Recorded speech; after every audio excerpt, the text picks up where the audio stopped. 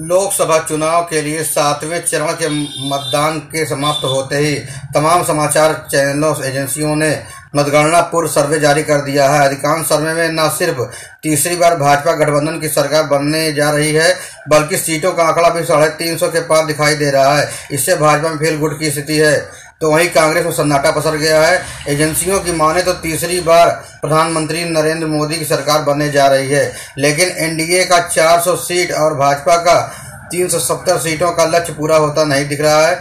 लोकसभा की कुल 543 सीटों में से एनडीए को 358 सीटें मिलने का अनुमान है, जो स्पष्ट बहुमत के लिए आवश्यक 272 सीटों से अधिक है। वहीं विपक्षी इंडिया गठबंधन को 148 सीटें मिल सकती हैं। अकेले भाजपा को 325 तथा कांग्रेस को 52 सीटें मिलती नजर आ रही हैं। जन की बात के एग्जिट पोल में एनडीए को अधिकतम 362 से 392 सीटें मिलने का अनुमान है। इसके मुताबिक विपक्षी गठबंधन को 141 से 161 सीटें मिल सकती हैं। इंडिया न्यू डायनेमिक्स के एग्जिट पोल के अनुसार एनडीए को 371 सीटें और इंडिया गठबंधन को 125 सीटें मिलेंगी। हालांकि एग्जिट पोल के नतीजे हमेशा एकदम सटीक नहीं होते हैं और अंतिम आंकड़ों में कभी कभी बहुत अंतर भी देखने को मिलता है। देश की सर्वाधिक 80 लोकसभा सीटों वाले राज्य उत्तर प्रदेश में पीएम मोदी और सीएम योगी की जोड़ी फिर कमाल दिखा सकती है। पोल्स के अनुसार भाजपा और एनडीए 69 सीटों पर कमाल दिखा सकते हैं। वहीं कांग्रेस व सपा गठबंधन को 11 सीटें मिल सकती हैं। पिछले चुनाव में एनडीए को 64, सपा को 5, कांग्रेस को 1 सीट मिली थी।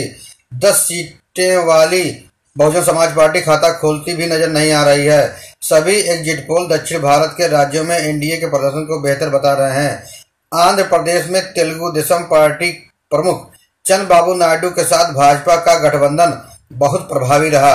गठबंधन को 25 में से 18 सीटें मिलने की उम्मीद है। कर्नाटक में एनडीए के हिस्से ज्यादातर सीटें मिलती दिख रही हैं।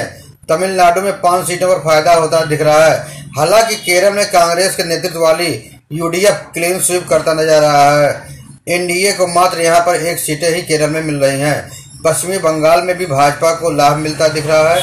2019 में भाजपा को 42 में से 18 सीटें मिलती थी। इस बार भाजपा को 22 सीटें मिलने का अनुमान है। बिहार में भाजपा को नुकसान होता दिख रहा है। पिछली बार बिहार में एनडीए को 40 में से 39 सीटें मिली थी। इस बार 6 सीटों का नुकसान होने का अनुमान है। इसका फायदा तेजस्वी यादव की राजदा पार्टी को मिल सकती है, जिसे 7 सीटें जीतने का अनुमान है। बहरहाल एग्जिट पोल का आंकड़ा जनता में सर्वे के आधार पर होता है, जो कि हकीकत से अलग रहता है। फिर भी ज्यादातर सर्वे को लोग सही मानकर चलते हैं, लेकिन लोकसभा सीटों पर वास्तव में कौन जीतेगा, इसका फैसला 4 जून को हो जाएगा। फिर मिलेंगे नई खबरों के साथ। तब तक आप स्वस्थ रहें, सुरक्षित रहें। मैं Krishna Kumar Kasaudhan, chief editor KK7 news.